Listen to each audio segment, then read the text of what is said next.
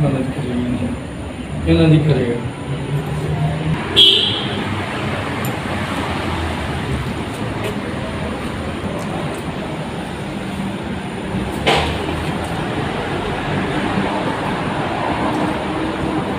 मेरा नाम वज़ीर अहमद है। उकाड़े तो मैं आया जी। दो मेरे बेटे ने, एक बेटा एक बेटी। बेटी मेरी शादीशुदा है, बेटा मेरा मजदूरी करता है जी। मैं 3 साल तो गुरदे के मरीज़ हाँ जी।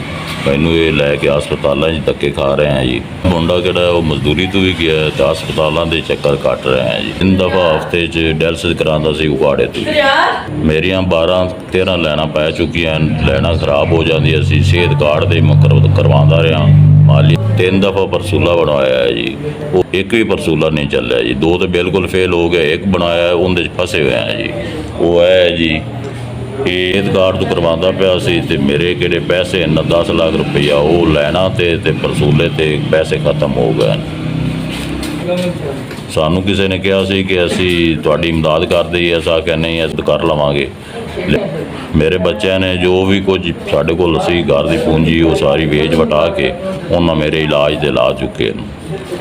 अज असी मजबूर हैं, साढ़े कोल अज कुछ भी नहीं है, पैसे भी नहीं है, कुछ चीज़ ही नहीं है।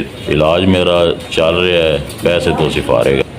शेख जैद तो चैक कराया, उन्होंने कहा सी कि बलून हिसाब खोल देंगे नाल ही, लिहाजा उन्होंने जवाब दे दिता। उन्हें आख्या जी ये नहीं खोलने बलून।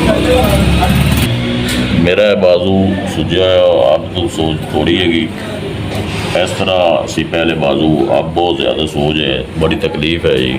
डायलिसिस करवाने का इस टाइम कोई रास्ता ही नहीं है जी। एक डॉक्टर ने मैनू आखिरी हाल दसिया कि इस परसूले में चला सकने अगर इनके ग्राफ पाया जाए तो। मैनू ये सर्जरी करेंगे बिच ग्राफ पाएंगे जी। वो 1.5-2 लाख का खर्चा है जी। मेरे पास तो 1 रुपया ही नहीं है, मजदूर आदमी है, मेरे को कोई पैसे नहीं है, सफैदपोश आदमी है जी। आज तक किसी को कुछ भी नहीं मंगया, मेरा इलाज हो जाए क्योंकि मौत जिंदगी का मसला है जी।